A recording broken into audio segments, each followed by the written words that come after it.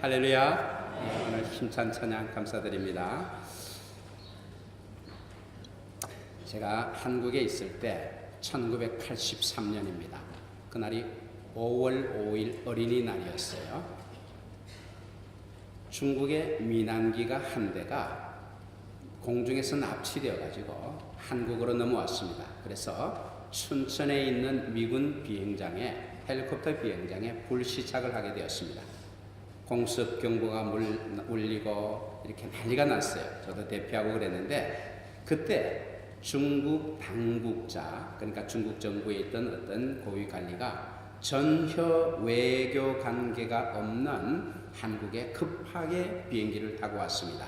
그리고 그 이후에 1992년 8월 24일에 한국과 중국이 정식 국교를 수립하게 되었습니다. 세계 탑 뉴스로 이렇게 알려졌지요.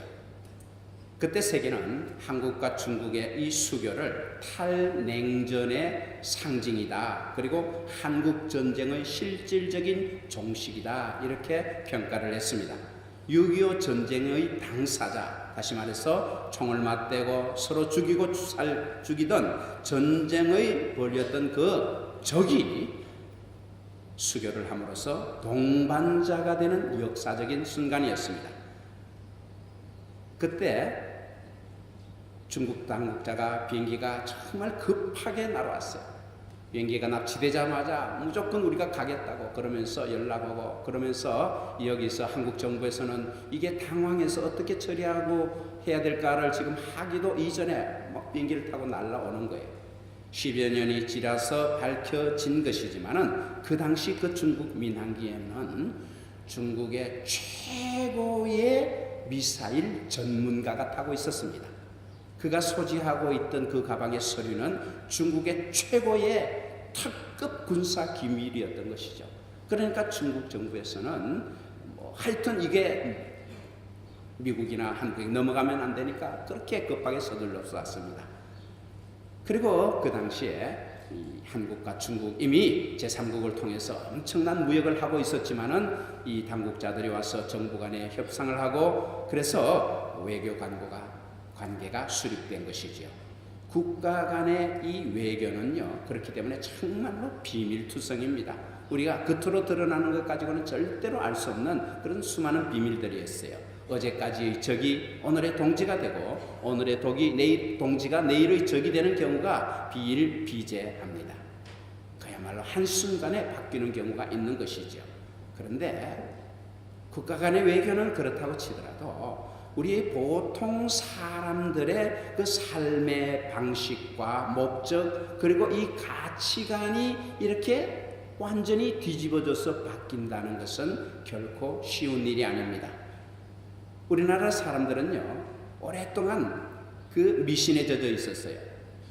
우리 역사에 이 신비적으로 있는 환인, 환웅, 단군, 이런 우리 단군 역사가 있죠. 우리 한국 사람들은 환인과 환웅과 단군, 이 세 신을 섬기고 있던 그런 나라였어요.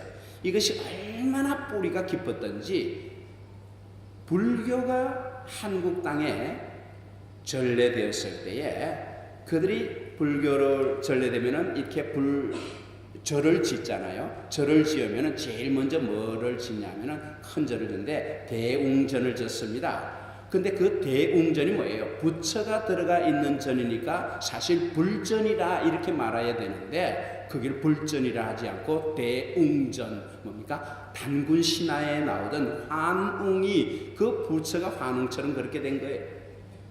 우리 예수 그리스도 기독교가 들어오자요, 한국 사람들은 그 기독교의 예배의 처소를 뭐라고 불렀냐면 예배당이라, 그리고 캐톨릭은 성당이라 그랬어요.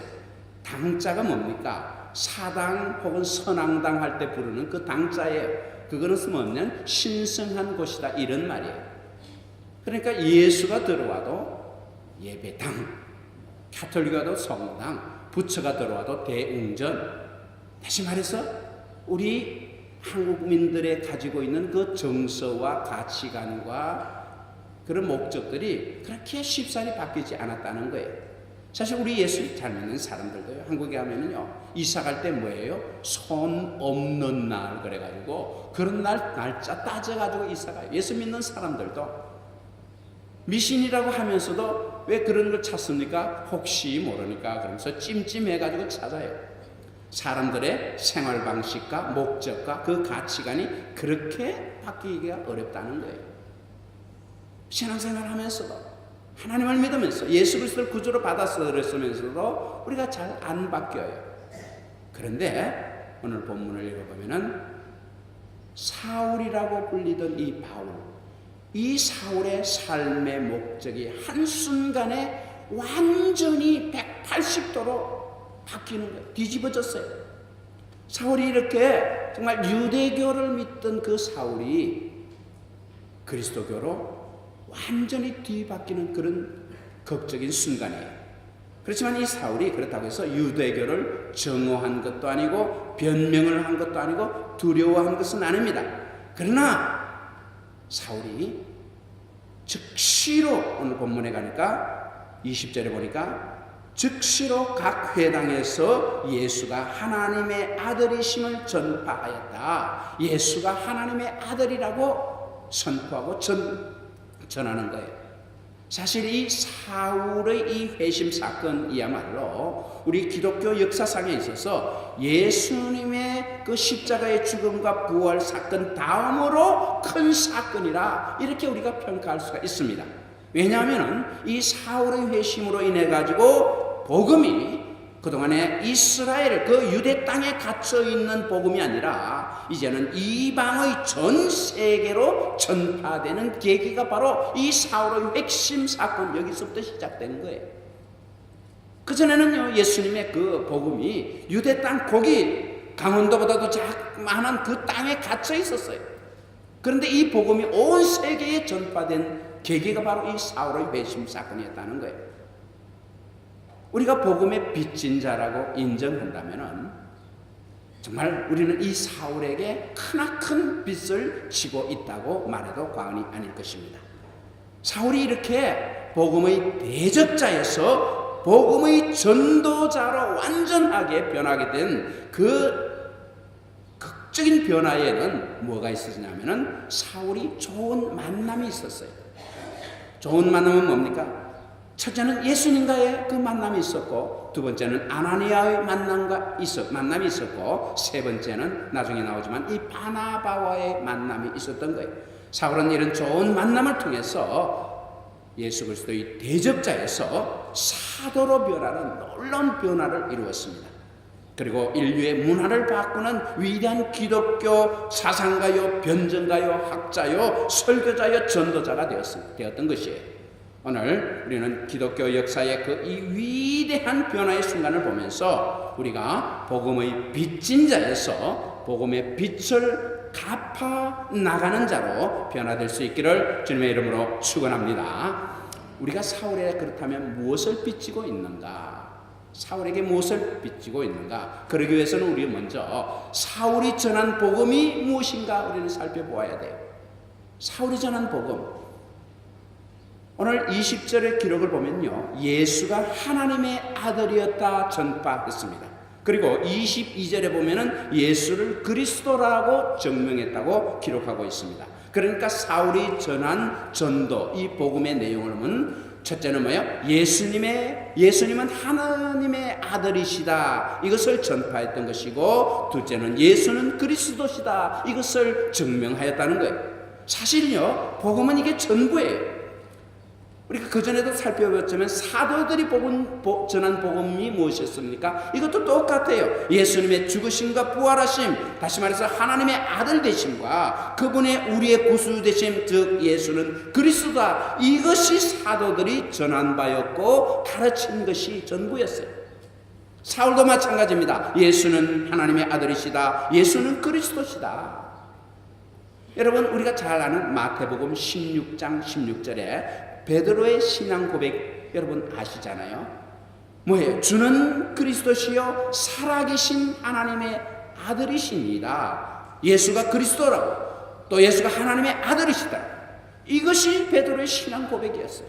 그리고 그 복음의 터전에 우리가 교회가 세워진 거예요.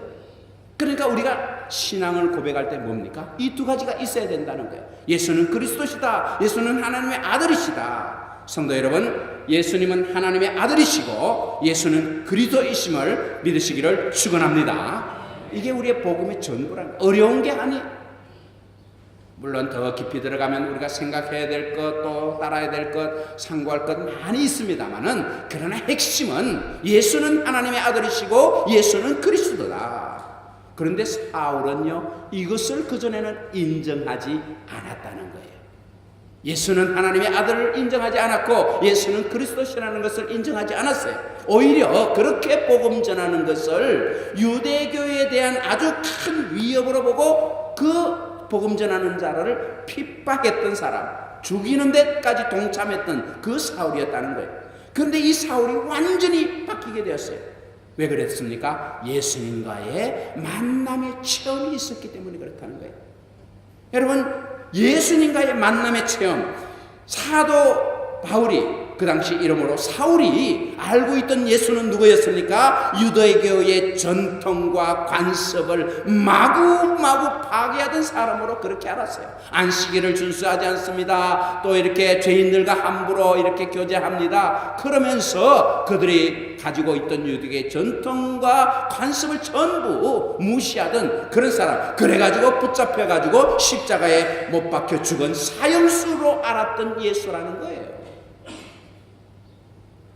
제자들이 예수의 부활하심을 전할 때는 저거는 순거짓말이라고, 꿈에서 하는 말이라고, 노가 화가 정말 이 살기가 등등해가지고 그렇게 전하는 사람들을 잡아 죽이려고 다메섹으로 가던 이 사울이었다는 거예요. 스데반이 순교하는 그 모습을 보면서도 당연히 죽어야 할 자로 여겼던 그런 사울이었어요. 그런데 그 당사자가 죽어서 시체가 되었을 것으로 여겼던 이 예수님이 사울에게 직접 나타나신 거예요. 직접 나타나셨을 뿐만 아니라 하나님의 아들 되심을 직접 사울에게 보여주었던 것입니다. 우리가 사도행전에는 사울아 사울아 왜 나를 핍박하느냐, 누구시니까 너가 핍박하는 예수니라. 짧은 순간으로 기록되어 있지만은 사도 바울은 나중에 13년이 지나서 우리 고린도후서 13장에 보면 그때 경험을 이렇게 고백하는데, 셋째 하늘 낙원에 이끌려가서 말할 수 없는 비밀을 체험하였다. 말할 수 없는 비밀을 체험하였다. 그때 사울이 그 낙원에서 예수님을 만나서 어떤 것을 본지는 우리는 알 수 없지만은 하늘의 크나큰 영광을 보았고 예수 그리스도가 바로 하나님의 아들이시라는 것을 분명히 알 수 있는 그런 체험을 한 거예요. 이렇게 부인할 수 없는 그런 체험이 있었기 때문에 사울같이 이렇게 고집세고 유대교에 철저하게 물든 이 사람이 완전히 뒤집히는 그런 역사가 일어난 거예요. 성도 여러분, 예수님은 하나님의 아들 되십니다. 그분은 죽은 자 가운데서 부활하사 능력으로 하나님의 아들 되심을 우리에게 보여주셨습니다. 사도 바울은 바로 이것을 로마서 1장 4절에 이 사실을 자신이 체험하여서 부정할 수 없는 완벽한 증거로 나타나신 예수님을 이렇게 기록하고 있습니다. 성결의 영어로는 죽은 자들 가운데서 부활하사 능력으로 하나님의 아들로 선포되셨으니 곧 우리 주 예수 그리스도시니라. 죽은 자 가운데서 부활하셔서 능력으로 하나님의 아들로 선포되셨다는 거예요. 성도 여러분, 그러니까 뭐예요? 예수님께서 죽은 자 가운데서 부활하신 이 능력으로 하나님의 아들이심을 증거하셨다는 거예요. 그러니까 이것이 우리에게 주는 것이 뭡니까? 부활신앙이라는 거예요.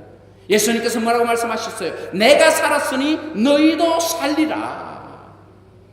내가 죽은 자 가운데서 살아난 것을 사도 사울이 그 말할 수 없는 낙원에 이끌려가서 직접 보고 체험하고 하나님의 아들 되신 것을 분명히 알게 되니까 그 전에 그 예수를 믿는 자를, 그렇게 전하는 자를, 부활을 전하는 자를 죽이려고 쫓아다니던 사울이 완전히 뒤집어져 가지고 이제는 예수가 하나님의 아들이시라는 거예요. 부활을 믿게 된 거예요. 죽은 자가 가운데 살아나셔서 하나님의 아들 되심을 증명하신 그분을 믿게 되었다는 거예요. 성도 여러분, 여러분의 심령에 이 부활 신앙이 아직까지 확실하지 않으시다면 오늘 이 사울의 변화를 여러분이 보시고 부활 신앙을 확실하게 믿으시기를 주님의 이름으로 축원합니다. 이 부활 신앙이 우리에게 확실하게 흔들리지 않게 중심에 딱 있으면은 어떤 일이 일어납니까? 세상이 무서운 게 아니에요. 세상이 무서운 게 아니에요. 오늘 할렐루야 찬양대 찬양하면서 세상과 나는 간 것 없고 구속한 주만 보이도다. 이게 보이는 구속한 주 뭡니까? 부활하신 주님이 보이는 거예요. 그러니까 나는 죽어도 주님처럼 산다. 세상에요 제일 무서운 사람이 누굽니까? 너 죽고 나 죽자고 같이 덤비면은요 이게 제일 무서운 거예요. IS가 그렇게 무서운 게 뭐냐면 너 죽고 나 죽자 같이 죽자는 거예요. 나는 죽기 싫은데 같이 죽자고 들지니까 그러니까 겁나는 거예요. 미국 소련 프랑스 IS 격퇴하겠다고 이슬람과 싸우고 있지만은요 저 전쟁 쉽게 안 끝납니다. 왜? 같이 죽자는데.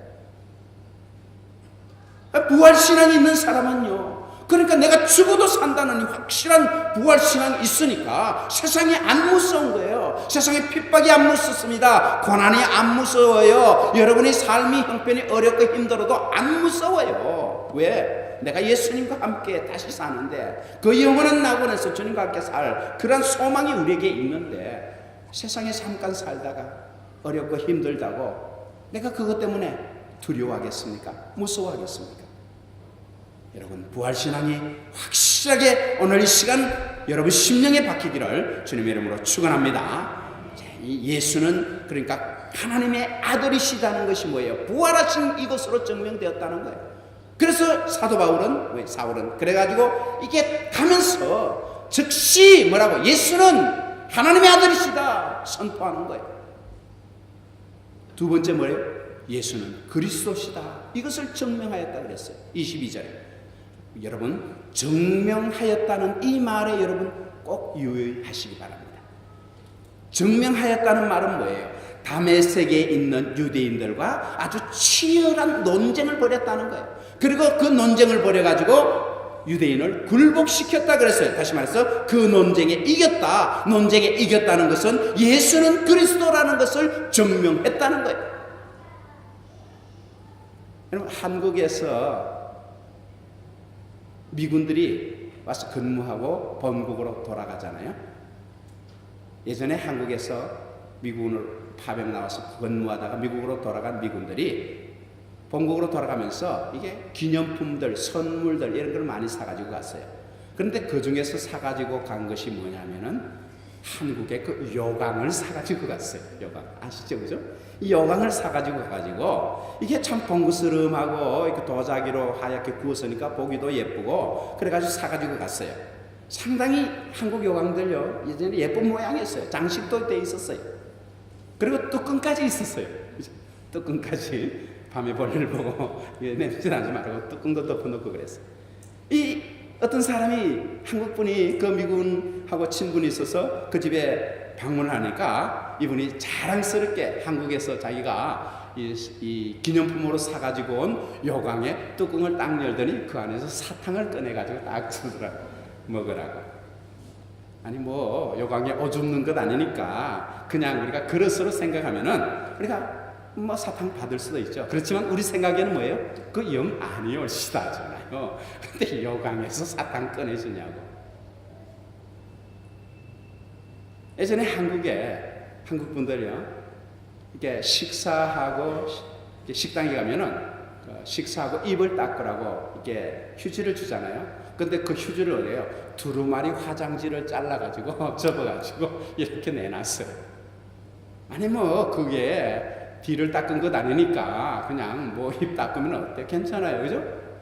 그런데 미국 사람들을 보면 이 고개를 절레절레 흔들면서 아니에요, 아닌 거예요. 마찬가지 우리가 예수를 그리스도라고 할 때 그 의미도 모르면서 예수를 그리스도라 이렇게 하면은 이건 아니올 수다라는 거예요. 만약에 미국분이 그 요강에 오줌 누는 것을 알았더라면은 그 사탕 담지는 않았을 거예요. 우리가 그 휴족 화장지 물론 참 물자가 귀하고 좋은 것이 없을 때니까 쓰더라도 그거 가지고 손님에게 입 닦으라고 내놓지는 않았을 거예요. 우리가 예수를 그리스도라 이렇게 말할 때는 뭐예요? 예수와 그리스도 이것이 이퀄이라는 거예요. 동격이라는 거예요. 이 등식이 성립해야 돼요. 예수가 그리스도라. 그렇다면 우리는요 예수도 알아야 되고 그리스도 알아야 그래야 이것이 동등하다 이것을 우리가 말할 수가 있는 거예요. 이걸 분명히 모르니까 무슨 일이 납니까? 문선명이 재림주다, 뭐 이만우가 구세주다 이런 이단들이 나와가지고 엉뚱한 말을 하는 거예요. 사울은 이미 예수님은 하나님의 아들이십니다 이것을 선포했어요. 너무나 강렬한 체험이었기 때문에 도저히 부인할 수 없었기 때문에 자기가 나사렛 예수로 알던 그분, 십자가에 죽으셨던 분, 그리고 부활하셔서 자기에게 나타나신 분, 이분이 바로 예수시고 이분이 하나님의 아들이심을 부활로 증명하여 가지고 자기에게 나타나시고 셋째 하늘 별로 표현된 그 낙원에서 자기를 만나주신 분이라. 그래서 이 예수라는 분에 대해서는 분명히 알고 이분이 하나님의 아들이라는 것을 이렇게 선포했는데 이제는 예수는 알았어요. 그렇다면 이제는 뭐예요? 그리스도를 알아야 되는 거예요. 그래야 예수는 그리스도라고 말할 수가 있는 거예요. 우리가 다음에 알아야 될 것이 그리스도예요. 예수는 우리가 이미 성경에서 우리 복음서에서 예수님이 어떤 분인가를 세세히 다 알고 있어요. 그렇다면 그리스도를 우리가 알아야 돼요. 그리스도는 뭡니까? 구약의 메시아 이 말을 헬라 말로 번역한 것이 그리스도예요. 그러니까 구약의 메시아를 번역해가지고 오니까 그리스도라 이렇게 번역을 한 거예요. 사실 그리스도라는 말을 이 메시아라는 말을 번역할 말이 없어가지고 헬라 말로 만든 게 그리스도예요. 그런데 그렇다면 구약의 이 메시아는 무슨 뜻이냐? 구약의 이 메시아라는 것은 기름 부음 받은 자라는 뜻이에요.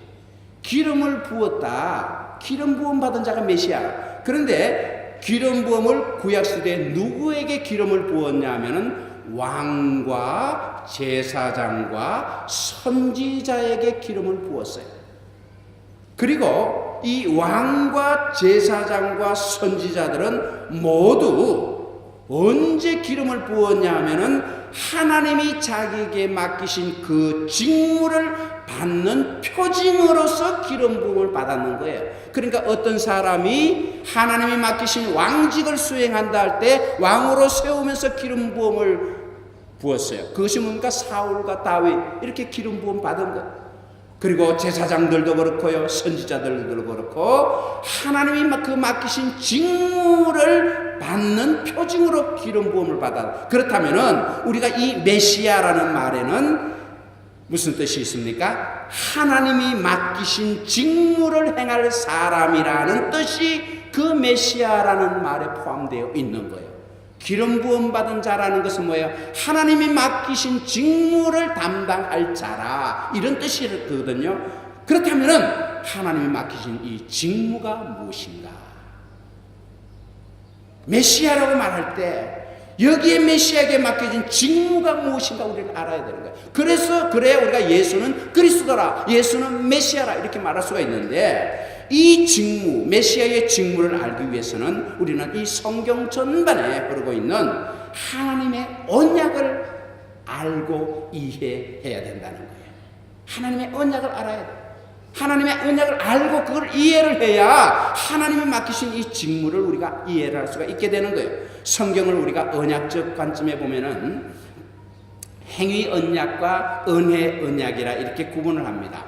행위 언약이라는 것은 하나님과 인간의 쌍방간에 책임과 의무가 있는 언약이에요. 그러니까 너가 이렇게 행동을 해야 한다. 그러면 나는 이렇게 해야겠다. 너가 이렇게 행동하면 나는 이렇게 하겠다 하면서 서로 언약을 맺는. 그래서 쌍방의 의무가 있는 행위 언약. 그리고 은혜 언약은 하나님께서 우리 인간과 언약, 약속을 하시면서 너가 뭐라고 하든지 상관없어요. 내가 이렇게 하겠다고 하나님이 일방적으로 하시는 언약이 은혜 언약이에요. 하나님께서 인간과 처음으로 맺은 언약은 아담과 맺었던 행위 언약입니다. 그래서 아담에게 이 선악과를 먹지 말라. 다른 건 다 먹어도 좋은데 이것은 먹지 말라. 그리고 이것을 먹으면 너는 죽는다. 이것이 맺어진 행위 언약이에요. 그런데 아담이 하나님과 맺었던 그 언약에 실패를 하고 말았어요. 선악과를 먹었습니다. 그래서 죽게 되었어요. 아담이 하나님과 맺었던 이 행위 언약에 실패하고 나니까 하나님께서는 어떻게 합니까? 우리 인간과 일방적인 언해 언약을 맺기 시작했어요. 시내산에서 모세를 통하여 이스라엘과 백성과 맺은 이 언약, 시내산 언약, 율법 언약이죠. 이것 외에는 전부 하나님께서 일방적으로 하나님께서 언해 언약을 맺었어요. 시내산 언약으로 불리는 이 율법 언약도 하나님께서는 이 인간이 그것을 완벽하게 온전하게 지킬 것이라고 기대하지도 않으셨어요. 않으시면서 그냥 그렇게 언약을 맺었을 뿐이에요. 그렇다면은 하나님께서 우리 인간과 맺은 모든 언약은 은혜 언약이라고 말할 수 있는데, 하나님께서 은혜 언약, 그러니까 우리 인간에 관계없이 일방적으로 내가 이것을 하겠다라고 약속하신 것은 하나님이 무엇을 하시려고 그랬을까? 하나님이 은혜의 언약 속에서 하시고자 하는 것이 무엇인가? 하나님께서는 이 일방적인 은혜 언약을 하나님께서는 내가 지켜나가겠다는 거예요. 내가 언약하고 내가 지켜나가겠다. 이것이 하나님이 하시고자 하는데, 이것을 우리는 뭡니까? 그 은혜 언약 속에 담겨 있는 핵심이 뭐냐면, 이것을 우리는 신학적 용어로 구속사역이라 이렇게 말하는 거예요. 구속사역. 다시 말해서 하나님께서는 이 구속사역이라는 직무를 행하도록 메시아를 보내주셨다는 것. 메시아라는 건 뭡니까? 하나님께서 하시고자 하는 일, 그 구속사역의 직무를 행하는 자가 바로 메시아라는 것. 이 구속사역은 무엇입니까? 죄인인 인간을 그 죄와 사망의 형벌에서 구원하여서 하나님의 후사로 삼아서 하나님이 복 주시려고 하는 것, 이것이 구속사역인 거예요. 그러니까 메시아는 어떤 일을 해야 됩니까? 죄인인 인간을 그 죄와 사망의 형벌에서 구원하여 내어가지고 하나님의 후사로 삼는 일을 하는 것이 메시아였다는 거예요. 이 메시아라는 말에는 하나님의 직무를 행하기 위한 기름 부은 자인데, 그 직무라는 것이 뭡니까? 죄인인 인간을 구속하는 직무라. 이것이 메시아가 가지고 있는 직무입니다. 그렇다면 이 직무를 담당할 메시아가 예수여야 한다는 거예요. 사도 바울은 그분이 바로 메시아가 예수였다고 증명을 했어요. 그런데 이 메시아의 직무는 뭡니까? 인간의 죄를 구속하는 직무예요. 그런데 이 죄를 구속하는 이 직무가 죄 있는 자는 결코 담당할 수가 없고 죄가 없는 자만이 담당할 수가 있는데, 아담 이후로 태어난 모든 인간은 죄인이기 때문에 이 직무를 담당할 수가 없는 거예요. 어느 누구도 이 직무를 담당할 수가 없어요. 그렇기 때문에 하나님의 아들로서 죄가 없으신 예수님만이 그 직무를 담당할 수 있기 때문에 예수님이 이 땅에 메시아로 오셨다는 거예요. 그렇기 때문에 우리가 예수 그리스도가 말할 때는 바로 예수께서 죄인인 인간을 구속하실 직무자로 기름 부음을 받은 자이다, 이 뜻을 가지고 있는 거예요. 그러니까 우리는 예수 그리스도다, 예수 그리스도 이 말을 할 때는 예수님만이 우리의 죄를 구속하실 구속자의 직무를 담당하실 그분입니다라는 고백이 예수 그리스도라는 말에 담겨 있는 거예요. 그리고 그 직무대로 예수님께서는 우리의 죄를 대신하여 십자가에 못 박혀 죽으시고 부활하셔서 죽음의 행보를 다 이기시고 자기를 믿는 자에게 하나님의 후사가 되는 권세를 주신 것입니다. 할렐루야. 예수님께서 이 직무를 담당하신 거예요. 그리고 사울은 바로 이것을 논쟁을 해가지고 증명한 거예요. 성도 여러분, 바로 우리가 전해야 될 것이 바로 이것입니다. 예수님은 하나님의 아들이십니다. 예수님은 그리스도십니다. 그분은 우리의 죄를 대신하여 죽으시고 부활하셨습니다. 그리고 그를 믿는 자에게는 하나님의 자녀가 되어서 우리가 영생을 얻습니다. 하나님께서 이렇게 일방적인 언약을 우리 인간과 맺으신 그 이유는 무엇입니까? 하나님이 우리를 너무나 사랑하시기 때문에, 사랑의 하나님이시기 때문에 이러한 일방적인 언약을 맺으신 거예요. 여러분, 제가 지금까지 드린 말씀을 들으니까 여러분 생각나는 성경 구절이 없으신가요? 뭐예요? 요한복음 3장 16절. 바로 그거잖아요. 우리가 하나님이 우리를 너무너무 사랑하시기 때문에 독생자 예수 그리스도를 이 땅에 보내시고 누구든지 저를 믿는 자는 멸망치 않고 영생을 얻으리라. 하나님이 우리를 사랑하셔서 이 언약을 맺고 예수 그리스도를 이 땅에 보내셔서 우리의 죄를 대신하여 십자가 못 박혀 죽으시고 부활하시고 승천하셔서 그 능력으로 이 사망 권세를 이기시고 누구든지 그 자를 예수를 믿는 사람에게는 하나님의 아들이 되는 그런 권세, 그러니까 하나님의 후사가 되는 권세를 우리에게 주신 거예요. 그러니까 요한복음 3장 16절이 성경을 줄이고 나와가지고 한 구절만 뽑아대니까 바로 여기에 다 있더라. 성도 여러분, 바로 우리는 이렇게 하나님의 사랑을 받은 자입니다. 전능하신 하나님, 천지를 창조하신 창조주 하나님, 이 우리를 사랑하신다면 누가 우리를 대적하겠습니까? 사도 바울은 그거를 아는 거예요. 성도 여러분, 바로 이 복음을 여러분이 먼저 깨닫고 받으시기를 주님의 이름으로 축원합니다. 이 복음을 내가 먼저 받고 깨달아야 돼. 예수님은 하나님의 아들이십니다 할 때는 바로 그분이 부활의 능력으로 우리에게 부활신앙을 주신 그분이라는 것. 그리고 이분이 그리스도시라는 것은 바로 이분이 우리의 죄를 구속하시고 대속하시고 우리로 하여금 하나님의 후사가 되는 권세를 주신 분이라는 것을 고백하는 이 입술의 고백이 예수 그리스도. 그리고 이제는 우리가 이 복음을 사울로부터 시작해요. 아니 그 사도들로부터 전해진 이 복음을 우리가 이제는 받았어요. 복음의 빚진 자가 된 거예요. 이제는 이 빚을 갚아 나가야 됩니다. 이 복음을 전하는 자로 살아야 한다는 것을 명심하시기를 주님의 이름으로 축원합니다. 복음을 받았습니다. 빚졌습니다. 이제 갚아내라.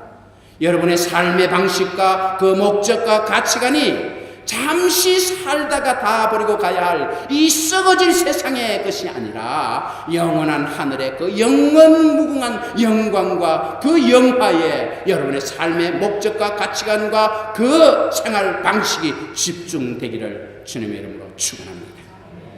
성도 여러분, 이제 우리가 이 복음을 받았습니다. 잊지 마시기 바랍니다. 기억하시기 바랍니다. 저를 다 같이 여러분 따라합시다. 예수는 하나님의 아들이십니다. 예수는 그리스도이십니다. 이분을 믿는 자는 누구든지 구원을 얻습니다. 하나님의 자녀가 됩니다. 영생을 얻습니다. 나는 바로 이분 예수를 믿는 사람입니다. 예수를 믿는 사람, 나는 예수의 사람입니다. 기억하시면서 여러분의 삶이 오늘로부터 사울처럼 정말 극적으로 변화되기를 주님의 이름으로 축원합니다. 기도하겠습니다. 하나님 아버지 감사합니다.